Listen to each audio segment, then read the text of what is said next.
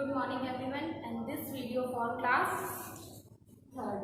Okay, now it's your English grammar class. Okay, so class first, in this video I will explain the first chapter of your English grammar book. Okay, so the name of the chapter is Let's Remember.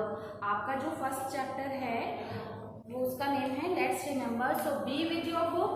If you have book, so it's good for you, because in this book you have seen that there are lots of pictures of this chapter. आप इस chapter में बहुत सारी pictures भी देख सकते हो, इससे आप बहुत अच्छे से समझ सकते हो. ठीक है, so let's start from the exercise number 1. ये लेट्स रिमेंबर जो चैप्टर है वो आपका रिवीजन चैप्टर है, मीन्स जो आप सेकेंड क्लास में पढ़ चुके हो. तो मैं इसको एक बार डिफाइन कर देती हूँ कि इसमें करना क्या है. ठीक है, सो फर्स्ट जो आपकी फर्स्ट एक्सरसाइज है, एक्सरसाइज नंबर 1, उसमें क्या करना है आपको, arrange the word given below in alphabetical order. आपने सेकेंड क्लास में अल्फाबेटिकल ऑर्डर पढ़ा ही होगा कि A B C D dot dot dot dot Z तक. ठीक है, मतलब A से लेके Z तक 26 लेटर्स को एक सीरीज में रखना, जो उनका प्लेस है उस प्लेस में रखने को हम अल्फाबेटिकल ऑर्डर बोलते हैं. तो आपकी एक्सरसाइज नंबर 1 में आपको यही करना है कि आपको ये जितने भी वेजिटेबल्स नेम दे रखे हैं उनको अल्फाबेटिकल ऑर्डर्स में लिखना है. आपके इसमें 8 वेजिटेबल्स दे रखे हैं, लेकिन मैं आपको 4 का एग्जाम्पल्स बताती हूँ उसको आपको कैसे करना है. जैसे सबसे पहले आपको दे रखा है मीनिंग में, ठीक है, GOURD वर्ड. फिर उसके बाद दे रखा है कैबेज, CABBAGE. फिर आपका दे रखा है इन्होंने अनियन. फिर दे रखा है इन्होंने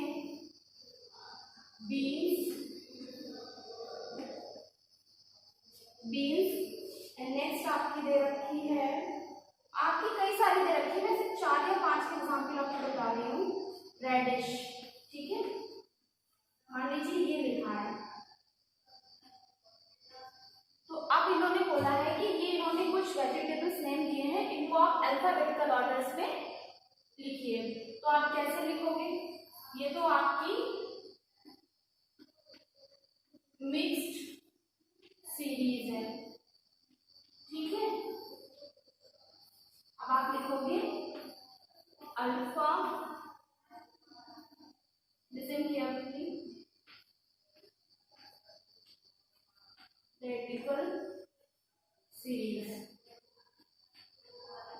इसमें क्या करना है, इसमें आपको सबसे पहले देखना है कि अब आप ए देखिए, आपको सबसे पहले फर्स्ट लेटर चेक करना होगा. इसी फर्स्ट लेटर के अकॉर्डिंग आप अपनी सीरीज लिख सकते हो. ठीक है, तो अब आप देख रहे हो पूरी A to Z से मतलब लेटर्स नहीं दिए हैं, A से लेके Z तक इसमें बीच से लेटर दिए हैं. तो हम बीच से जो लेटर है उनको प्लेस करेंगे, उनको सही से अल्फाबेटिकल ऑर्डर लगाएंगे. जैसे नंबर 1 है आपका, A से स्पेलिंग नहीं दे रखा, A के बाद देखिए B से दे रखी है, तो हम B से स्टार्ट करेंगे. B वाली BEANS, सबसे पहले हमारी बीन्स ही आ गई. ठीक है, फिर उसके बाद कौन सी आ जाएगी, B के बाद C लेटर आता है, तो C की कैबेज, CABBAGE. फिर कैबेज, C के बाद क्या आता है, D से कोई स्पेलिंग नहीं है, EFG. अब G से हमारी स्पेलिंग दे रखी है, GOURD, GOURD.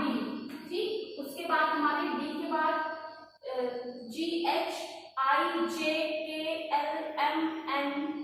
N तक कोई लेटर्स की स्पेलिंग आप देखो, फर्स्ट लेटर चेक करो, कोई भी नहीं है. उसके बाद O है, तो फिर हम O वाली स्पेलिंग लिखेंगे अनियन. फिर उसके बाद O के बाद PQR, तो ना ही P दे रखा ना R, Q. अब R दे रखा तो R वाली स्पेलिंग लिख देंगे रेडिश.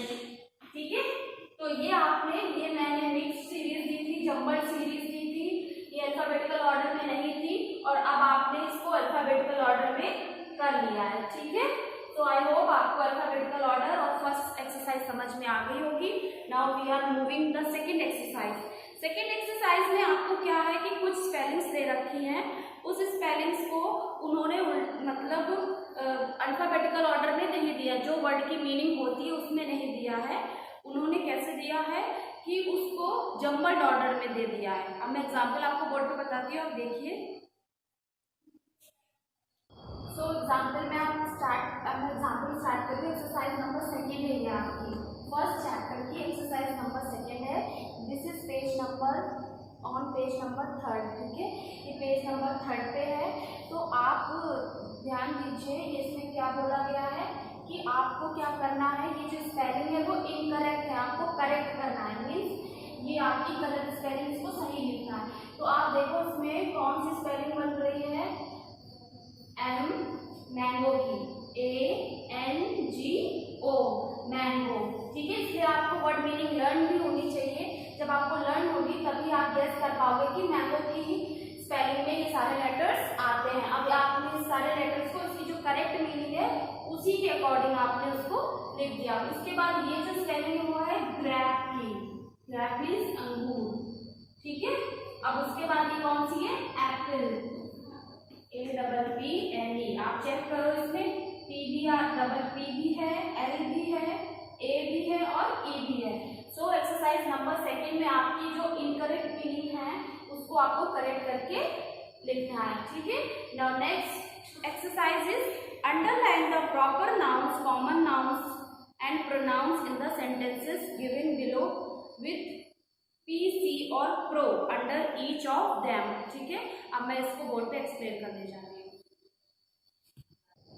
तो एक्सरसाइज नंबर सेकेंड में थर्ड में आपको क्या करना है कि आपको कई 4 या 5 सेंटेंसेस दिए गए हैं। उस सेंटेंस में आपको प्रॉपर नाउन, कॉमन नाउन और प्रोनाउन फाइंड आउट करना है। और प्रॉपर नाउन के आगे P से डिनोट करना है, कॉमन नाउन को C से डिनोट करना है और प्रोनाउन को आपको PRO से डिनोट करना है, ठीक है। ये एक्सरसाइज नंबर C है या फिर 3, ठीक है। तो आप मैं एक ही एग्जाम्पल बताऊंगी और उसके बाद मैंने आपको PDF में ये सारे एग्जाम्पल करा दिए हैं। तो इस एग्जाम्पल में आपको ये फाइंड आउट क्या करना है, प्रॉपर नाउन। प्रॉपर नाउन क्या, स्पेशल नेम्स होते हैं, ये मैंने आपको नाउन में पढ़ाया होगा, नाउन के काइंड्स में, कॉमन नाउन भी, कि प्रॉपर नाउन क्या होते हैं, स्पेशल नाउन्स होते हैं किसी पर्टिकुलर इंसान का जिसका नेम होता है, ठीक है। जैसे कोई पर्सन है तो पर्सन कोई भी हो सकता है, बॉय है तो बॉय कोई भी हो सकता है, लेकिन किसी बॉय का नेम लेके बुलाओगे जैसे साहिल, रोहित, राजू, तो वो प्रॉपर नेम हो जाएगा। तो इस तरह यहाँ शीना लिखा है, तो शीना कौन होगी, गर्ल है, बट इसका नेम दे रखा है तो ये प्रॉपर है, तो हम यहाँ पे P लिख देंगे, ठीक है। उसके बाद डॉग, डॉग क्या होगी, डॉग क्या हो गया, डॉग तो बहुत सारे होते हैं, कोई भी डॉग हो सकता है, तो डॉग हमारा कॉमन रहेगा। अगर डॉग का नेम यहाँ दिया रखा होता जैसे टाइगर, शेरू या कोई भी डॉग के नेम दे रखे तो वो प्रॉपर हो जाता, लेकिन शीना है सा डॉग, तो डॉग कॉमन में आएगा, तो हम इसमें क्या लिख देंगे, C। और उसके बाद है इट हैज ब्राउन आईज, तो मैंने तो और इसमें आपने प्रॉपर नाउन ढूंढ लिया और कॉमन नाउन फाइंड आउट किया। अब हम प्रोनाउन फाइंड आउट करते हैं। तो प्रोनाउन में हमारा इट है, इट, TRO। तो इट क्यों है, तो मैंने आपको बताया था कि गर्ल्स के लिए हम हमेशा C यूज करते हैं, गर्ल्स और वुमेन के लिए, और बॉयज और मैन के लिए हमेशा हम ही यूज करते हैं प्रोनाउन में। और कोई भी एनिमल्स, बर्ड या इंसेक्ट्स के लिए या जो नॉन लिविंग थिंग्स है उसके लिए हम इट का यूज करते हैं। तो इसलिए यहाँ पे जो इट है वो डॉग के लिए आया है, डॉग की जगह हम यूज कर रहे हैं क्योंकि डॉग यहाँ पे नाउन है, तो कॉमन नाउन है, तो नाउन के ही प्लेस पे हम प्रोनाउन यूज करते हैं। तो यहाँ इट क्या हो गया, प्रोनाउन, ठीक है। तो आपने फाइंड आउट किया प्रॉपर नाउन शीना है, कॉमन नाउन डॉग है और इट प्रोनाउन है, ठीक है। तो एक्सरसाइज नंबर C में आपको सारे सेंटेंसेस में प्रोनाउन, कॉमन नाउन और प्रॉपर नाउन फाइंड आउट करना है और सबको P, प्रॉपर नाउन को P से, कॉमन नाउन को C से और प्रोनाउन को PR से डिनोट करना है। So moving the next page, अब आप नेक्स्ट पेज पे मूव करिए। उसके बाद आपका आता है fill in the blanks using A, M और D। तो आपको इसमें मैंने एक्सरसाइज आपको करा दी है, आई होप आपने कंप्लीट भी कर ली होगी। ये आपके आर्टिकल्स हैं, इसको आप कि आपको ये पता है कि जब वॉवेल से स्टार्ट होती है तो एन आता है, और जब किसी कॉन्सोनेंट से स्टार्ट होती है तो ए आता है, और जब किसी पर्टिकुलर चीज के बारे में बात की जाती है तो हम डी का यूज करते हैं। ठीक है, उसके बाद नेक्स्ट एक्सरसाइज है underline the words in the following sentences. So let's start the exercise number 5।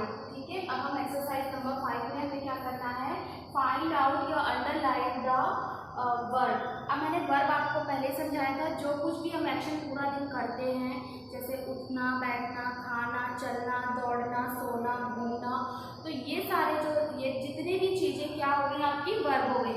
तो आपको एक सेंटेंस दिया जाएगा, उस सेंटेंस में आपको वर्ब फाइंड आउट करना है। तो let's see the example. First number है आपका the tiger ran through the forest. ठीक है, तो इसमें जो टाइगर है वो कौन सा एक्शन कर रहा है, रन। RUN रन मीन्स होता है दौड़ना, और रन की सेकेंड फॉर्म होती है, वो आपको आगे पढ़ाऊंगी मैं, उसकी होती है RAN रन। ये दौड़ना, इसके मीन्स भी दौड़ना था, लेकिन ये रन की सेकेंड फॉर्म है, तो इसमें वर्ब क्या हो गई, RAN रन। ठीक है, उसके बाद सेकेंड नंबर पे we went to Delhi means हम दिल्ली गए थे। तो अब वेंट मीन्स होता है गए थे या जाना, तो गो की जो सेकंड फॉर्म होती है वो आपको फर्स्ट सेकंड फॉर्म जो है वो आपके सिलेबस में वो मैं आगे कराऊंगी। तो गो की वेंट, तो गो मीन्स जाना, वेंट, तो इसमें क्या हो जाएगा वेंट, क्योंकि ये गो की सेकंड फॉर्म है। तो यहाँ पे वो कौन सा एक्शन हुआ है, गो मीन्स जाना या गए थे। नंबर थर्ड है the earth moves around the sun means जो पृथ्वी है, अर्थ पृथ्वी है, वो किसके चक्कर लगाती है, किसके चारों तरफ घूमती है, अराउंड द सन, सन के चारों तरफ। और ये क्या एक्शन कर रही है, मूव मीन्स घूम रही है। ठीक है, क्या कर रही है, मूव कर रही है। तो और भी आपके इसमें कई सारे हैं, मैंने आपको थ्री एक्सप्लेन किए हैं। तो आपको इसमें क्या करना था, वर्ब फाइंड आउट करना था, जो मैंने आपको एग्जाम्पल के थ्रू एक्सप्लेन कर दिया। ठीक है, so now moving the next. So let's start the next exercise. Next exercise में क्या है आपकी, underline the adjective in the following sentences. Adjective क्या होता है, ये मैं आपको जो नाउन मैंने आपको एक वीडियो सेंड किया है, उसमें मैंने आपको पार्ट्स ऑफ स्पीच बताए हैं, तो उसमें मैंने एडजेक्टिव भी एक्सप्लेन किया है।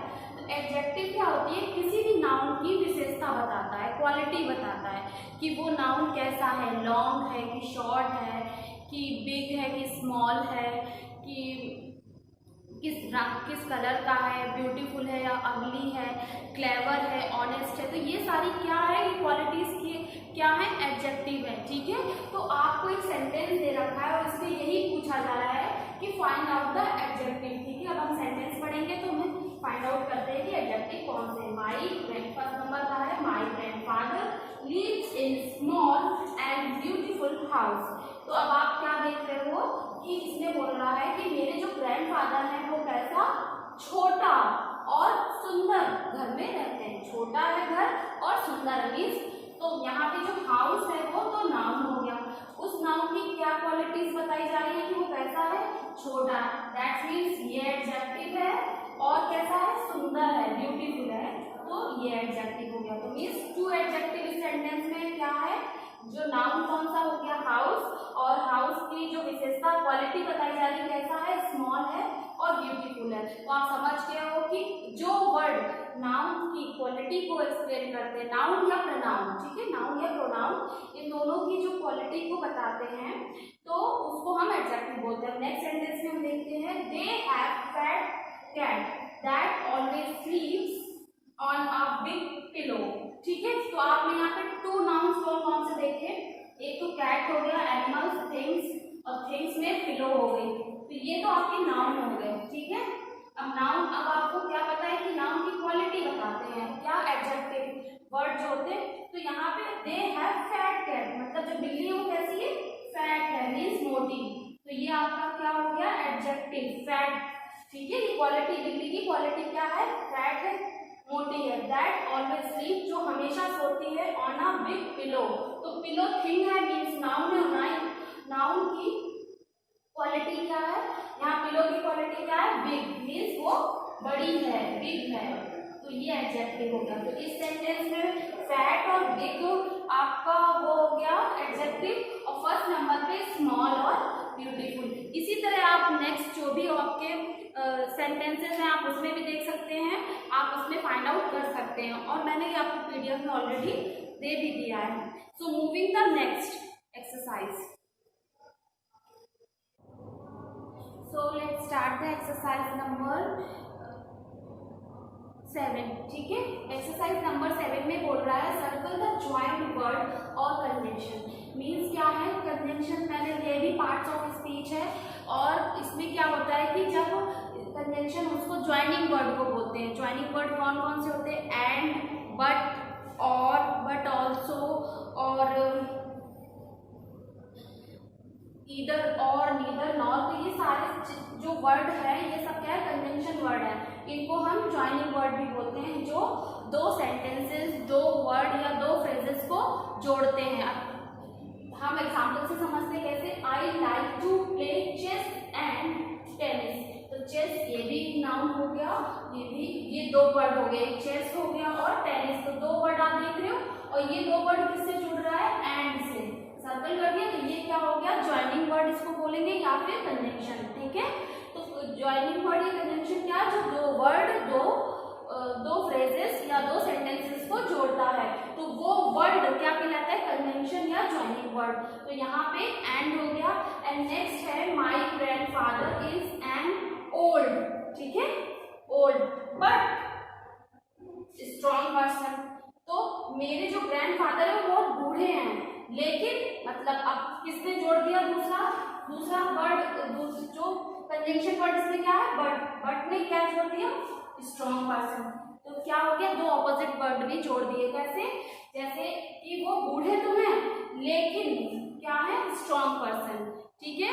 तो आप समझ गए होंगे कि कंजंक्शन जो है वो दो सेंटेंसेस या फ्रेजेस हैं या फिर किसी भी वर्ड को जोड़ता है। और इसमें भी वो है जैसे करीम एंड महिमा क्लीन द हॉल।